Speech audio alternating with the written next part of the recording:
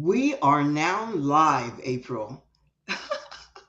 This is brand new. I'm so glad to have you. I'm so excited to be the first guest on the Cynthia Linox Show. Thank And you so much for having me. great, you are launching this for me. I am so excited. This is going to be really a conversation, and you have really provided some great information about your life, about your adventures, experiences that you're going to share with us. Even though this is called a show, it's really a conversation. I want to hear Mm. about your life. I want to hear your story and what makes you happy. This show has to do with self-affirming, happy mindset. What makes you happy? What are the things that makes you happy? And also having the boldness to share it. Mm. Your life is really pretty unique. You are a maverick in my eyes. A Thank you. mother of three, a woman who adores her husband. I love that statement because it is so relatable. Mm. Avid hiker and just really a all around super modern day superwoman. So tell us, April, about you. What is your story, and what makes you happy? Oh my goodness. Well, our stories are very powerful when shared, Yes, right? And we absolutely. have a lot of them because that's life. It's the journey. Right. And I what I would share with your audience is let's start from the beginning. So, when I was born, I had symptoms of an autoimmune disease, and I Hmm. wasn't diagnosed until I was 15. And Okay. it's systemic lupus. So I have this autoimmune disease that I've lived with my whole life. And it had effects on me as a child and kind of how I show up now in the world, Right. right? Right. Because I was a at a young age when I had all of these medical issues, it led me to want to show up like this doesn't define me. I'm too young for or what have you. I remember when my mom put me through a support group, like a lupus Mhm. support group, to kind of share with each other all of the things that we're going through or what works for us and what doesn't. And I remember I was young when I went in, and everybody in the room was old, or at least old to me. Right. Now, were So, you 15 at that time? You were 15. I think I was a little older than 15. I can't Okay. remember exactly, but it was my teenage years. Yeah. And Okay. So you so were already diagnosed, obviously. I was already Okay. diagnosed. So it was between probably 15 and 17. Right. So I could put it down to that. I just recall I felt so out of place. And I felt like everybody was just using their disease to feel like the end was here, and it was an excuse for this or that, like feeling bad. And I didn't want to live that way. Good for you. And It's so a I choice that you really, made. Obviously, it is a choice that you made. it is a choice I made. Yeah. Okay. I just didn't want to live that way. Definitely didn't want the disease to define me. Right.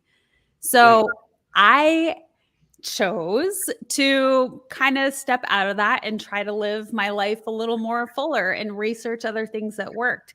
Now, the rheumatologist that I had at the time, he told my mom that I wouldn't make it to see 30, Wow. and she finally confessed in that probably a few years after I turned 30, of course. But if you can, wow, could you imagine being a parent and living with that? Oh gosh, With no. the thought that your child likely You will make won't it. live to see. And he also said that I would never be able to have children. And Hmm. so Wow. I was the right age of 17, and I was sexually active, and I said, "Well, if I can't have kids, what am I taking birth control for?" And so Oh, I interesting. yeah, I got off birth control and I became pregnant. So At that point, I figured that I would just miscarry because I can't have children, but that wasn't the case, and so I have, now 3 very healthy daughters. Wow, that is amazing. Okay. Yeah, so I call them my miracle children. At least I guess that's what society would say, right? Um, Right, what we would deem as maybe something that's miraculous, but really that's just based off of something that someone in a position of power in a white coat would say. right, And they're an authority figure of such, and we really usually go to believing them because they have the knowledge of. And when they talk and with such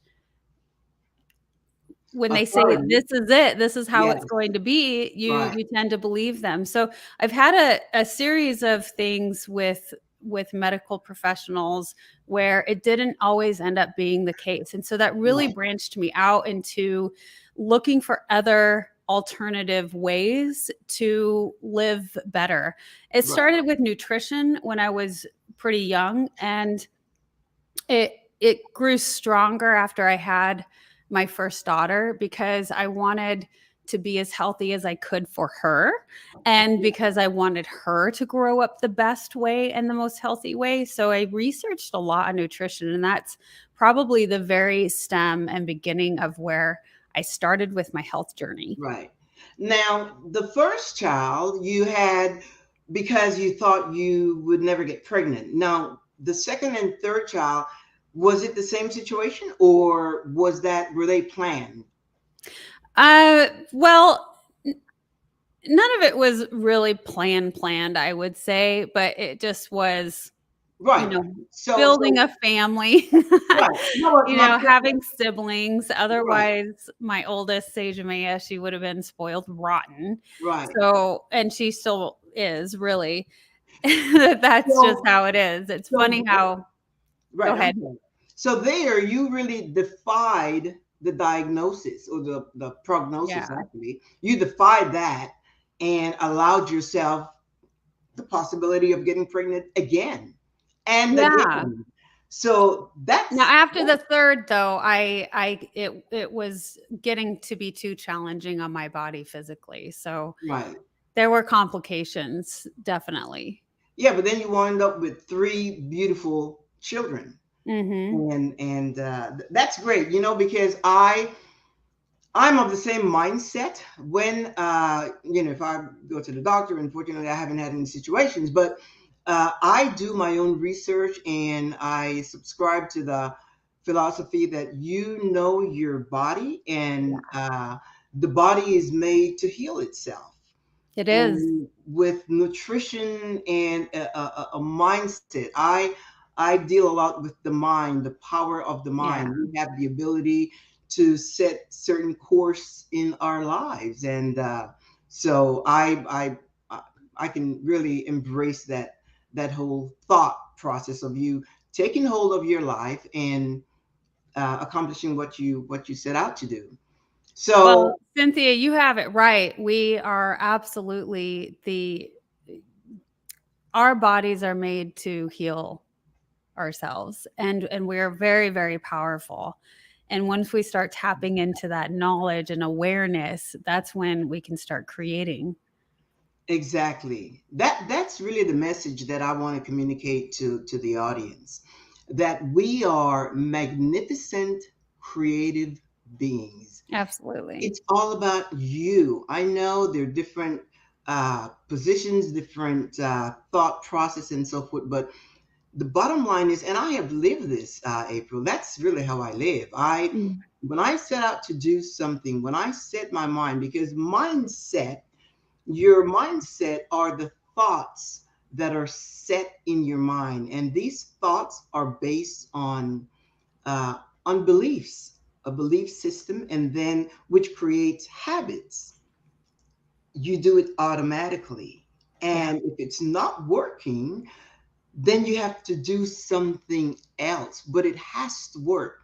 My whole thinking is that your life has to show results, Mm. has to show results. And life is meant for pleasure, and your work is meant for satisfaction. You combine the two and you are fulfilled. You live a fulfilled life. Any other way, if you're working a job that you absolutely hate, it's hard to have fun and be happy. If you are doing something in a relationship, whatever it is, if it doesn't bring you joy, then you will not be fulfilled. And you'll just live a life of, you know, suffering in comfort. And we get used to that. So It's many people easy I to get talk, used to, yeah. yeah, so many people I talk with, they suffer in comfort, and it becomes a default way of living instead of living by design, living life on your own terms. Yeah. So you know, I am so passionate about that, and that's the message I want to communicate to our audience Yeah, through it's what why we you do. have this show. I know, it's great. Now, tell us about your law enforcement career. I think that is so Oh, eccentric. I want to hear about that. Tell us about that. well, Cynthia, I a few things happened where I went into that field. It kind Okay. of started in high school where Okay. I wanted to become a forensic entomologist. Oh, okay. And that's the study of insects attacking a corpse. I guess that's and establishing the time of death, etc. That's the easiest way to put it. And Right. I became fascinated by it when I had a science teacher in high school who put a dead squirrel on top of the roof, and we would go up on the roof of the school and examine it and Okay. see how it was decomposing, and watching the insects and just the whole process of it and how long it took. And it was absolutely fascinating. I didn't think I could have children. I wasn't intending on it. I wanted to go to school for 10 years and become that forensic entomologist. Wow. Okay. So when the course of life changed and I became pregnant and I had to gear a different direction, and now I had another life to care for, and I had to become an Wow. adult like right now, Yeah. and I didn't have the opportunity to pursue those goals and dreams that I had once sought. Right. And Okay. so years are going by and I'm having the children, and I thought to myself, what do I want to do? And this is what I did want to do. Do I still want that? And a few things came up in answer as I'm reflecting on these things, and I'm like, yes, I still want to do that. What are ways I can do that without going to through 10 years of extensive schooling? Right. Well, detective came up because Okay. that's kind of a branch. So then that's boots on the ground kind of Right. experience that is acceptable. Right. So I'm like, well, okay, that's law enforcement. I like law enforcement.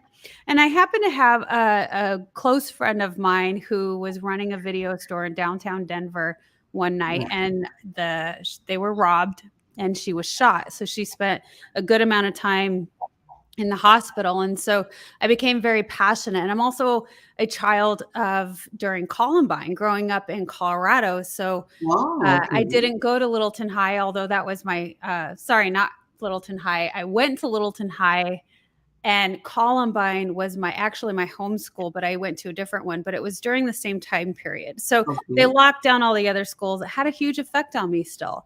So being a child from that, and also with my friend getting shot, me wanting to, maybe do something greater to serve the community in some capacity, Right. was really on the forefront of my mind.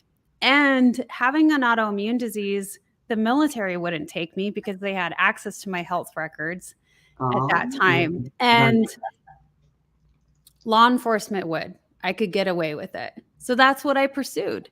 And I put myself through police academy, and I did really well in there. I was a squad leader there, so I had, a group of fellow students that I led. And you And were already a mom.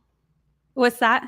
You were already a mom. Yeah, I already had all 3 girls. Oh, all three of them. Oh my Yeah. God. How So did you yeah, navigate? it made me kind of a definitely not kind of an oddball in the academy. Most, Okay. I think by then I was 26 years old, Okay. and Okay. most of the young men in there were early 20s. and I was among one other female. So it was me and this other young woman, much younger than me, didn't have kids, perfect body, gymnast, like, Right. right? Yeah. And so I was definitely the oddball. And I'm amongst all of these large young men, superpower and and here I am leading a lot of them. Right. And so one of the most defining moments for me, because I was a mother and I hadn't really done a whole lot of sports growing up because the disease set me back in that. I did soccer for a while, but my mom eventually took me out of that because all of the bruises It was and very everything physical. that, yeah. So I didn't grow up super athletic, and so this was new for me, and I had already had 3 children, so I wasn't necessarily in this top shape, and the academy was pretty rough for me, but I did it, and I excelled, and so that was really big for me, but one of How the long? How long most was your training in the academy? How long was the training? it was a year. Oh, a whole year. Okay. Yeah. So the defining moment was when we were doing a ground training exercise. And so the guys were placing bets against me and the other girl in the class that Okay. she would win because that would make sense. I Right. mean, she was very muscular and she was a little younger, she was very fit. And we did that ground fight and I won. Wow. Okay. Yeah, so it was really exciting. I also remember another defining moment was you go through a lot of applications with Right. going, trying to find the right agency, and it's not easy. It's a very extensive process. So you're going through not only mental, physical, you're doing all of these tests and, have to go through one after the other. It's a Okay. very extensive process. So Colorado Springs was at the time, I'm not sure now, one of the most challenging physical agility locations to pass. Right. And I just remember I was in the best shape and not the best shape of my life, but I was pretty up there. Right. And I just watched both men and women like dropping like flies around me as I was going through the course and doing the pull-ups and the push-ups and the running and all of the things. And so that felt really good too because coming from a place of where I'm at and having an autoimmune disease, Right. it just felt very triumphant. And so when I go through times in life, I try to remember where my big accomplishments have been. It's like, oh my gosh, I did that. I'm capable of. Right. And I've also passed a very physical course in another agency when I was in a full blown autoimmune uh, flare up. So I know that I can push myself and still do it, that we're all capable of that. Absolutely. Now, it's when you think about it, April, it has to do with your mindset. What are the thoughts that are embedded in your mind that makes you think that you can do what you did and accomplish that? What is your I know for me, because it doesn't having a healthy mindset doesn't mean that you're not challenged with thoughts of defeat, thoughts of challenges, just thoughts that are not really yours. They just come through all the time. But I have this huge filter where I filter things out, things that do not serve me. I filter them. But my mind, I have set it up in such a way that I know what I want. Uh, in most cases I know how to get it, Mhm. and I go for it. But it all starts with your mind and setting up that image. I think in terms of images and colors. So when I set my mind to something, it's going to happen. I believe that's true of all of us. We are fundamentally, everybody wants to be happy. Everybody Yeah, wants to be of course. happy, and we all have the ability. But as I always share with my friends and even with my clients, you have to start out knowing who you are. If you don't know who you are, you just won't know why you're here. Yesterday, Mm, when I was talking to my doctor, I think I mentioned to you I went for a physical yesterday, and I was telling her about the show, and I was telling her that it's well, she saw that I had told the nurse that I was a little tired, and then I told her what I was about to do, this live show today. And she said, no, that's not tired. You're just a little stressed. And stress is good. She said, that's a good kind of stress because you are about to accomplish something new. mhm, So that's okay. You're healthy, you're well. Don't worry about that because of course I wasn't looking for her to give me any kind of medication or anything, but obviously trying to identify what's causing that. And she says, no, that's because you're entering uncharted territory. It's not like mm, it's like starting a new job. You mm, know nothing about the mechanics, and after a while, you become an expert. And I know, like with this show, I will become an expert in the mechanics because I know the message that I want to share to the audience, and yeah. that's about living on the bright side of life and knowing that your life is made for pleasure and the Mm, work that you do is for satisfaction. Combine the two, and you are living a fulfilled life. Set your own terms and live it unapologetically. So, mm. April, tell me, you also shared that you became a deputy sheriff.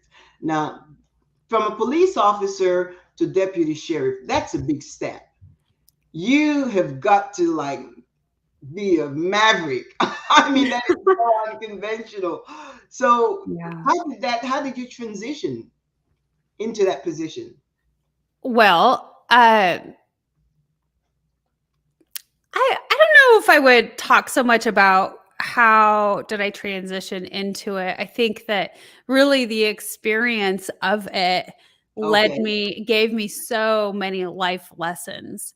When Okay. I pursued law enforcement, it meant I needed to become somebody else, somebody more, a professional. I had to show up a certain way, Okay. and it had me drop some more immature habits, let's Yeah. say, in order to be this persona, this hero, not that it is a hero, but it is sort of, you are doing things that people don't do every day. I mean, I Right. have saved lives. I've, seen horrible things, and you have to prepare yourself. The job Yes. definitely is not for everyone. Right. And when I talk about living with a disease since, well, for my whole life, it puts you in a different sort of mentality that Right. maybe not everybody experienced as a child or growing up, Right. because death was at the doorstep on so many occasions that it just, I knew very young that it's inevitable, that it is, that, I may not see tomorrow. And so Mhm. it leads me to show up a little differently being in a field like that, because, or maybe a little braver. I don't know. It's a little difficult to understand. And also having that piece of excitement of the unknown of what's going to happen next. And That's pretty adventurous. police and fire and medical personnel, first responders always get excited when you start hearing the lights and sirens, Right. because that means that there's work to do, Right. where other people are like, "Oh my gosh, what's Yeah. happening?" Right. There's an excitement that Yeah. builds up because we're like, "Okay, what are we gonna get into, and what are we gonna do to help?" When something arises, and we can be there to be with others and to be the support. And so there was a lot of things that I got to experience and learn for the first time. I saw my first suicide, my first death. You know, I had Right. to use my weapon. And you have to wait and cry when you get home because you're saving face, and that wasn't easy. You experience trials Wow. and errors when you mess up because you're a rookie, and you have to learn from those experiences, and I tell you Yeah. what, you'll never do it again because it's a life and death situation, or they can be. And Yes. so that's what you have to expect, so you learn really, really quick on what not to do. And I also was able to observe people and their homes and the way that they showed up in environments. And so it really put a perspective on what living really is. And, the people, you see the worst of the worst. So what differentiates that? Right. Yes. Yeah. Wow. That is amazing. What is the what is the takeaway when you left that career, or the why? What did you take away from that? I know you talk about connections and you're able to connect with people at every level, which is fantastic because not everybody can do that. What is your takeaway from that whole experience? Well, there's probably more than one. Okay. If I talk about a health or a overall whole well-being, a lot of the takeaway was based on environmental. When I saw, or a couple of them, Yeah. one of the things I took away was when I saw people have a chaotic environment, their lives were chaotic. And so I Mhm. realized that that was important. I learned about the broken window theory when I was studying criminal justice in high school, or sorry, in college, goodness. And the broken window theory is essentially, there if you see a broken window and you leave it, the crime is higher. And then there's more Mhm. broken windows, or more people Right. don't care. They don't have pride. But Mhm. the sooner you start fixing the broken windows and you start cleaning up the area, the crime actually decreases and people start to feel that sense of pride. And so it's this Mhm. commonality between all of us, and we follow each other, right? We Right. are beings that want to follow the leader. We copy each other. Anything. And Exactly. Yes. it's just how it is. It's like when Manly and I go out on the dance floor and we're the first ones to go, which is usually the case, especially where we're at now. It's weird. People don't like to dance, and we're kind of like, well, that's wild.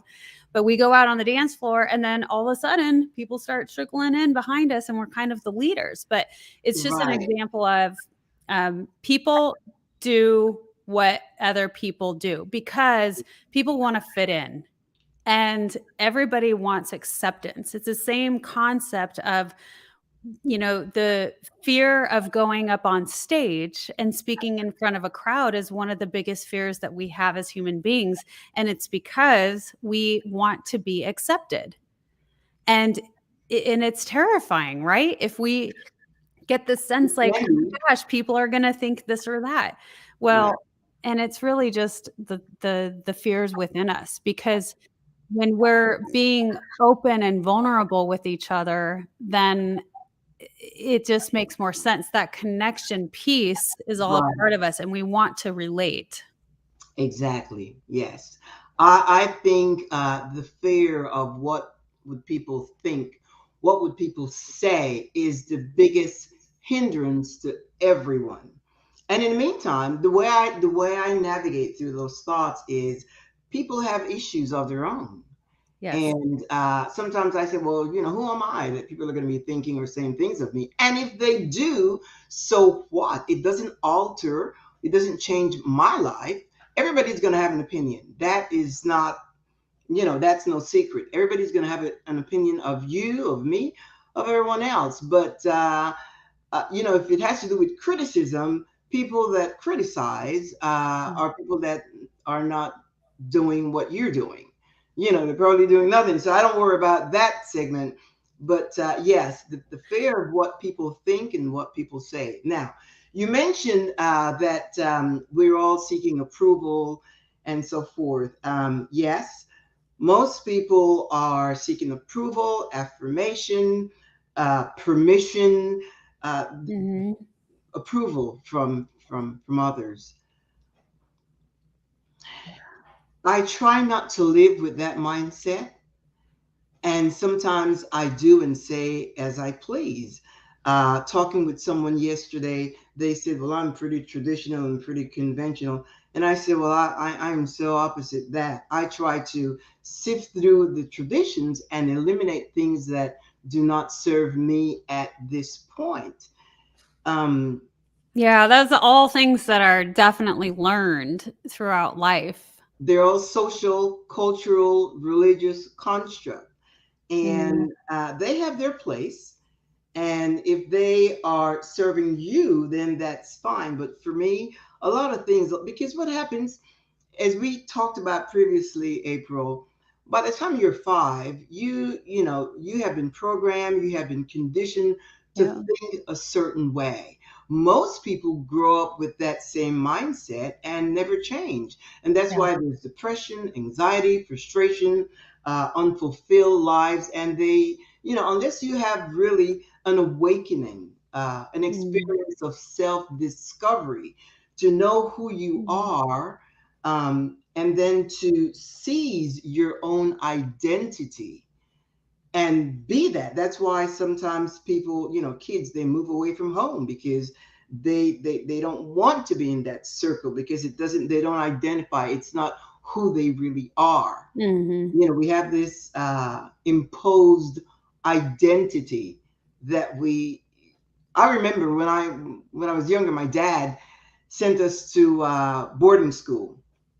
I believe I was about 8 years old, and that's what you do. From my country, that's what you do socially. Send your kids away, and I was so mischievous. I was so rebellious, and I didn't know why. Mhm. So they expelled me from school once. My dad, got me back. And again, I was mischievous, and they expelled me again, and he got me back in. And the third time, they said, "No, we just cannot have her," and they didn't take me back.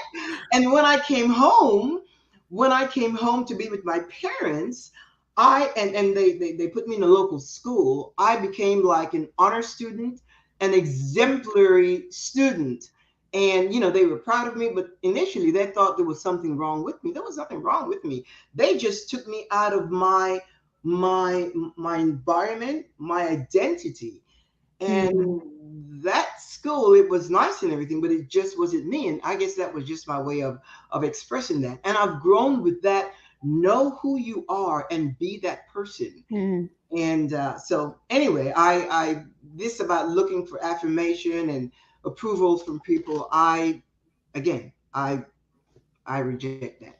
Now, I want you to tell me about, or to tell us about Manly Chavez. You said your husband is your best friend.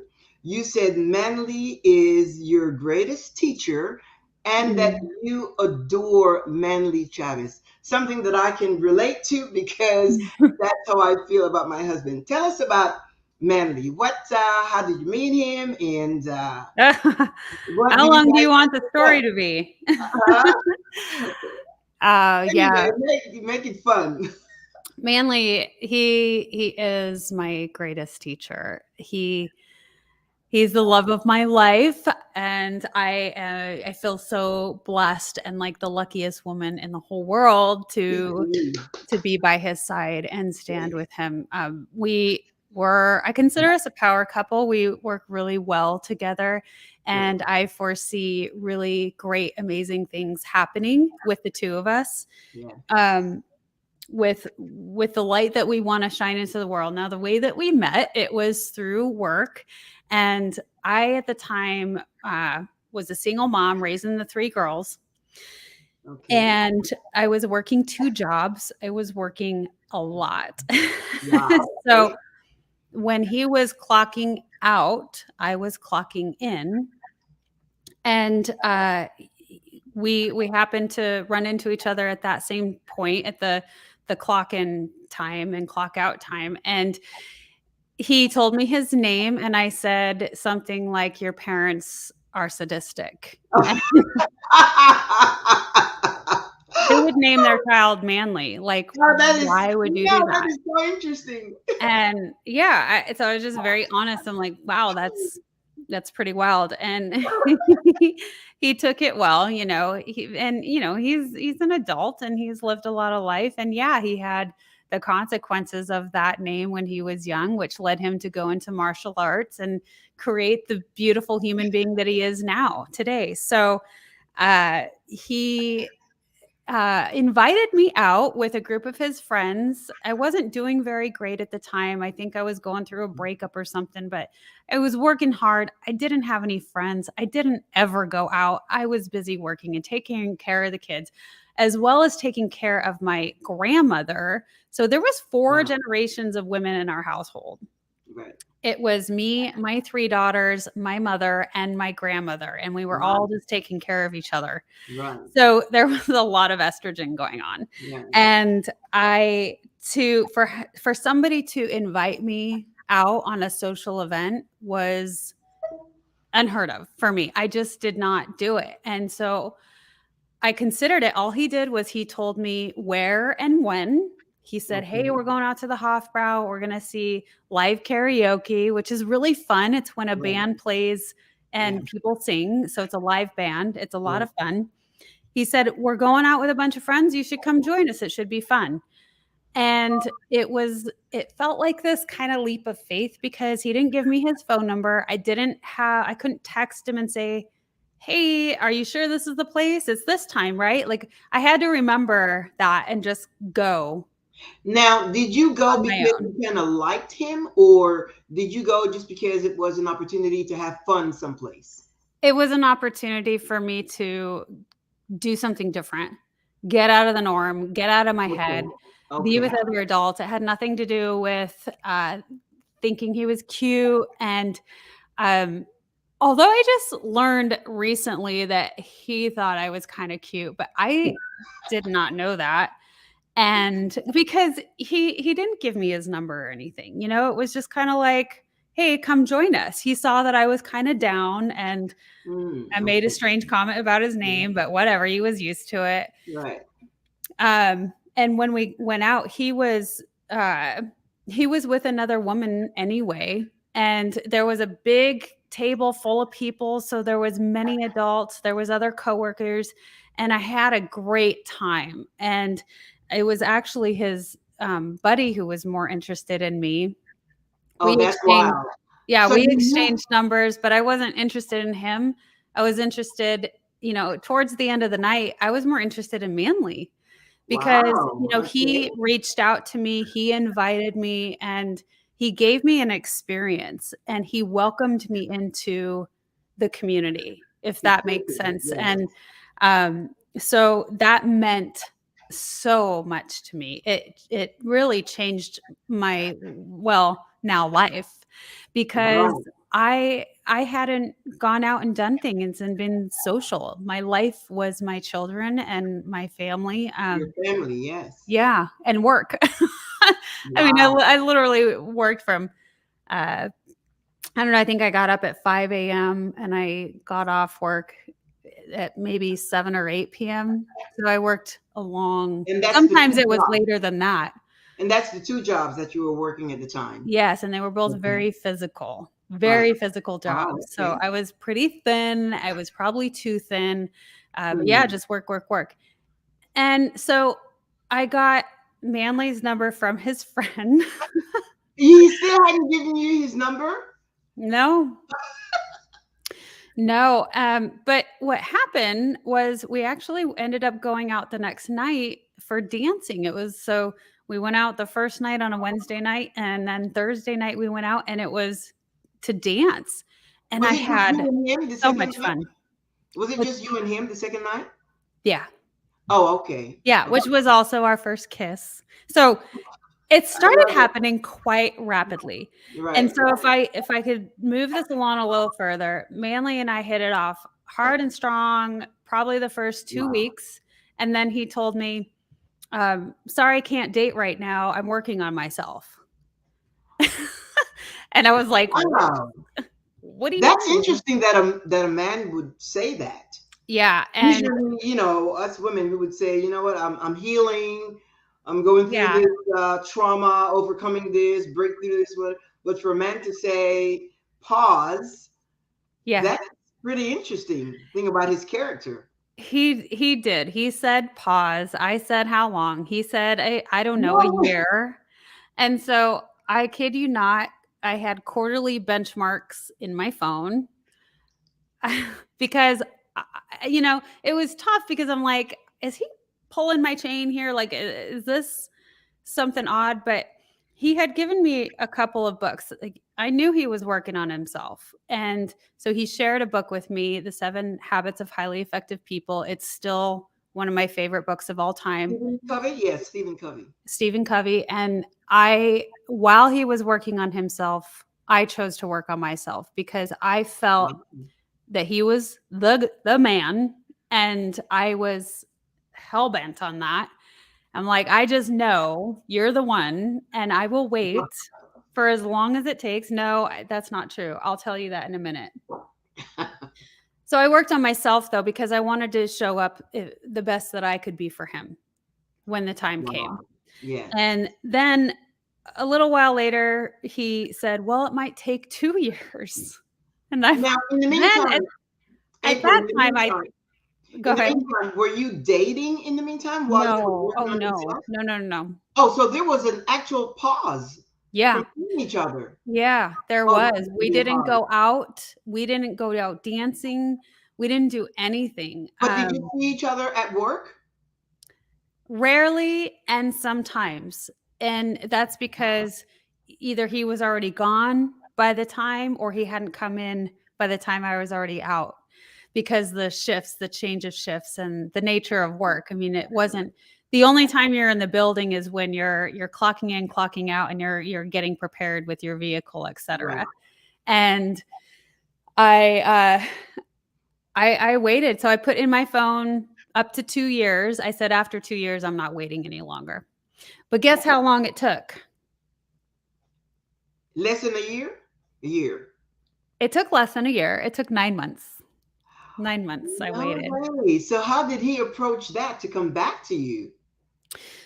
Well, Did you I would text him every couple of weeks probably. I don't remember how often because I am not a patient person. Like, when I tell you that he's Yeah, my but greatest you're teacher. bold, audacious, confident, and self-assertive. That is just that's outstanding. I I mean, mean, you I felt like I probably was insane for waiting, and a little bit like it was really, really hard because I didn't know if this guy was gonna just like if he's just messing with me, but he it's not like he was telling me to wait. That was my choice. He did not do that. What I oh, didn't know is once he was ready, if I would still be the choice for him. okay. Like he Yeah, could still say, "Not really into you," and so but I think the way that our relationship developed has made it given it the strength that it has right. because Yeah, we have gone through so much. We were very honest with each other. I mean, we started the relationship like that from the get-go. right. And and that's what he wanted, and he wouldn't have Wow. done what he did if he didn't want honesty at the forefront, and he knew that he had things to do and work on. Right, right. And he's pretty old-fashioned, the interesting thing about our relationship is we were both living with our parents at the time. Okay. And so he had a lot to do, a lot of benchmarks that he wanted to rise above and get to before he wanted to start a relationship with somebody. I had children, 3 of them. He has children. Between the 2 of us, we have 7. So Okay. it's a merging of a pretty large family. There's lots of lives entailed Right. in it. And so we Exactly. handled it delicately. And I think he handled it extremely wise, responsible. He told me in the beginning, he says, April, I want a crock pot relationship, not a microwave relationship. Wow. Okay. A crock So, pot. mhm. Define that. I mean, I know what a crock pot Slow, is, and I know where it goes like slow, and slow. Yeah, which it was very slow, very hard for me. Again, he is my biggest teacher. He's taught me patience like nobody else has. And so, I mean, there's been little things here and there between that 9 months where I just showed him, "Hey, I'm still here. I'm around. I'm here for you when you're ready." And it was a New Year's Day when we started going out again, and it officially. yeah, and we still took it very slowly, but Mhm. then we started to go out, and it was a lot of fun, and, because we were still in our parents' house, that's we didn't have anywhere to go to be alone, so we did Right. a lot outside together. We went dancing a lot. Sometimes we'd go dancing 3 times a week. We'd go on walks, whether it was outside, inside, window shopping, and we learned about each other. I mean, we talked all the time. We still talk all the time. So we do a lot of the things together. Right.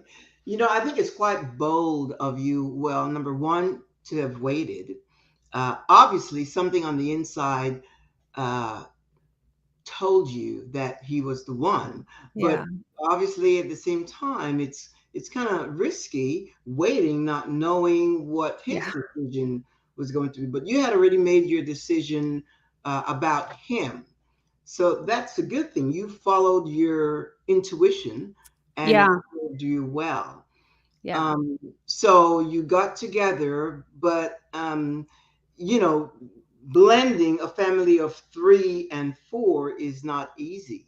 How did you navigate that hurdle? Because there are quite a few women that I have spoken with, and they would say, I am not going to get involved in a relationship until my kids are grown. Mhm. Empty nesters, You're just right. because that Yeah. sense of comfort. How did you navigate that with your three children? Well, just like I said, very slowly. And so we didn't go to either one of our homes. That's why we spent our Oh, okay. time outside of, Right. and it was a really slow process with my girls. His were mostly grown. Riker was still in the house, and so Okay. that's our boy. Okay. And the boy I never got to have on my own, but Okay. he's my boy. I love him. So Riker was still in high school at the time, and my girls were younger, but we just did it really slow, and we'd introduce and go do things here and there. But most of it was just Manly and I getting to know each other to see Right. if we were a great fit. And through the years, I mean, we're going on our 7th year. We just we have realized that we're able to get through the storms. Right. Yeah. And we've done the COVID thing, we've done moving, we've had big life changes, and we still manage to truly love each other no matter what. The dynamics of a relationship is not just to coexist. For us, it's to really enjoy being with each other, still liking each other. Mhm. Love is something else, but to like this other person, to be able Yeah. to, enjoy their presence, to look forward to. I know when I'm out, or even my husband, whenever we're out, of course, we're always in touch with each other, and we look forward to coming home. When Mm. he comes home from work, I look forward for him, seeing him. I hadn't seen him Yeah. all day, and so we keep it interesting by the expressions we show to each other, things we do. We do a lot of adventurous things, and Mhm. the friends that we are engaged with, we just really make sure that our lives is filled with things that nurture us, that brings us joy, and at the same time, we influence the lives of other people as well. Yeah. We really like to encourage. That's why when you wrote that you adore your husband, I thought, oh, that is so great, because you don't hear that all the time. Yeah. Most relationship, or a lot of relationships, are by just default, and to me that can get pretty boring. I from the Yeah. very get-go, my husband knew that I was pretty uh, an excitable person that really enjoy life and living life to the fullest. And as I have grown and evolved in my maturity and my position in life, for me now is to live and enjoy life unapologetically, as long as what I do does not infringe on the freedom of another person. I am going to live life to the fullest, not seeking approval or affirmation from anyone, because it's not necessary. And I believe that everyone should really take that position so that they can live life by design. To live life on your own terms, it's a whole different mindset. Otherwise, you live life by default. Right. And to me, that can be pretty. It can be pretty boring. It just really takes the excitement out of life. When I talk about happiness, I was sharing with someone the other day, people think that happiness, or may think that happiness is about, jumping up and down and having fun all the time. But really it has to do, April, with uh with a mindset. It's your mindset. What thoughts are set in your mind? What what are the thoughts that you entertain day in and day out? Will fashion your life, because Yeah. your outer world really is a reflection of your inner world. What's Mm. going on the inside, it really projects on the outside. So Yeah. that's why you have to take care of what's on the inside, and really uh, monitor every thought to things that you desire, not the things that you don't want. That's where positivity and optimism comes in. And when I talk about happiness, it's not just, we know that happiness can be circumstantial, but it's a joy. It's something that's sustainable. It's contentment. It's dealing with issues, with life as things arise, but at the same time knowing your own personal foundation, not something that's imposed by thoughts, words. No, your own personal established foundations. What do you think about that? How do you define happiness, even in your own life? It's a perception. I would say, and it's how you are redirecting your thoughts, like you're talking about, and it's a Right. constant. It. I Yes, mean, I have to do it all the time. It absolutely. Yeah, and it's not a overnight, it's not a quick fix. This is years of learning to love myself, yes, to, understand on a biological level what our bodies are doing when we think certain thoughts and feel certain feelings. right, And so having to learn how to navigate that when I sit with myself. I just did it this morning because I found myself getting upset over somebody not responding. And I'm like, why can't they just respond? Why aren't they handling it this way? Why aren't they right, doing this professionally or whatever? And we do this all the time. And so I found myself becoming upset and I'm like, April, this is out of your control. And so right, I just sat with myself and I closed my eyes and I went deep internally. And what I like to do is I like to envision just all of the tiny little molecular aspects of myself right, and just put healing energy into it and just understand that there's something that is bigger than me. There's right, something that's better. So, like, this absolutely. little thing that I'm thinking about is nothing. Right. Like it Right. has, unless I let it have an effect on me, if I Exactly. allow it to. But Absolutely. it changes like this. If I do that for myself, I mean, I just like melt. If I surrender, I melt into acceptance. Right. Right. Especially And yeah, no, especially if it's out of your control. Uh, everything's I mean, kind of out of your control except for your response and the way that you choose to that respond. is exactly right. Yes. And I prioritize things in my mind. Is it really necessary? Is it important? Can it wait? Is it life altering? You know, those are the questions that I ask myself. And Yeah. based on my response, I either put it in a drawer, put it on the shelf, put it on pause, or, I'll come back to it. And I do that every day. I used to pride myself in being able to multitask. I was the greatest multitasker, but that has changed. Now I've decided to give my full attention to whatever it is I'm doing. My Yeah. full undivided attention. If I'm doing this, I complete this. If I need to put it on hold, on pause, and I do that, and I come back to this. I don't allow myself to get in a frenzy to be doing so many things at one time. It's not necessary.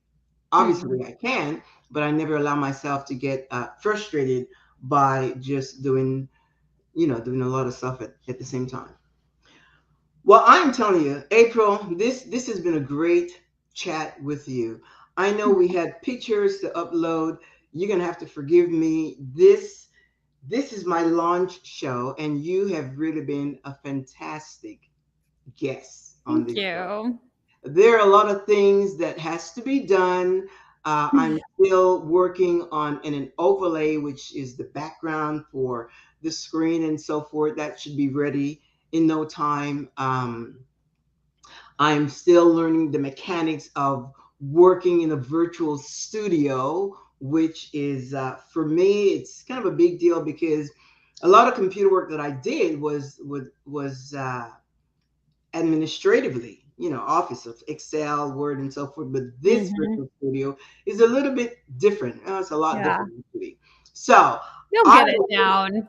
right, I Trial was and error. yeah, I was really hesitant to touch any button because I was just thinking if I touch a button, I may lose you like I did earlier.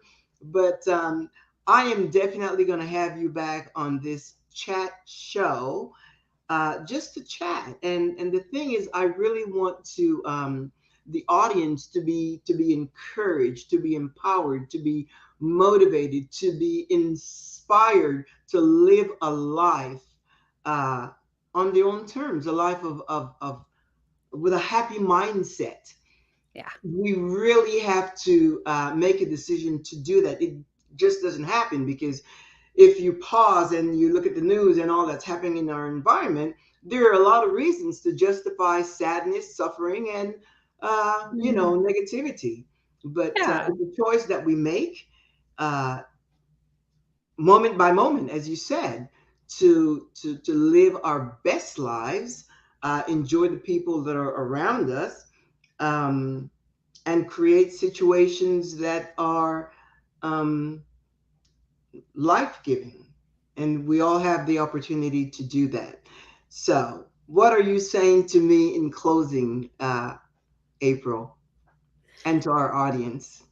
Well, you know, we that's part of why I do the show that I do, is to change that trajectory. So when you talk about not listening to the news or all the negativity, we have Right, the choice to tune in or tune out to whatever we choose. And so, yeah, I absolutely love doing the same thing. And I'm so glad that you and I both are doing that for our planet. And great. yeah, Well, I need to mention also the Wellness Driven Life is the show that you host. yep. And you host that, it's a daily show Hmm. uh, at 3:45. Is that right? 3:45 Central. Yes, ma'am. Monday through 3:45 Friday. Central every day. Yeah. April hosts the Wellness Driven Life show. So you can tune in whether it's on YouTube, LinkedIn, uh, any of the social media. We also need to give a shout out to Kim Jacobs. Mhm. Kim has been really instrumental in both our lives, but she has been a great trainer on how to do uh, how to do a talk show, online talk show. Yeah. She's with kimjacobsconsulting.com. So anyone that has interest in learning or going through the training with Kim, again, it's kimjacobsconsulting.com, and you will hear all that she has to offer in this training. Yeah. And with that, I'm going to say ta-ta. Thank you very much again, April. And we will do this show again because you've been very comforting for my, nerve level, and I do appreciate that because you, of course, have I don't know how many shows under your belt already. You started what, like 2 months ago, 3 months ago. 3 a little over 3 months now, I think, and we've got 60 something shows, I think. Yeah, that's just amazing, very impressive. Yeah. I learned a lot from you. I watch your show, and I learned a lot from you. So We learn a lot from the guests. It's gonna be so exciting for you, Cynthia. I mean, you meet the most incredible people, and that's right, my favorite part is to share everybody's stories right, and also the knowledge that you gain from them and the right, connections that you make. It's pretty absolutely, powerful. right, yes. Well, with that, we come to a close. The Cynthia Linox Show is now ended. And again, thank you, April. My Appreciate you pleasure. and thank you for your story and sharing with us what makes you happy. You're Ta welcome. ta. Thanks again. Bye bye.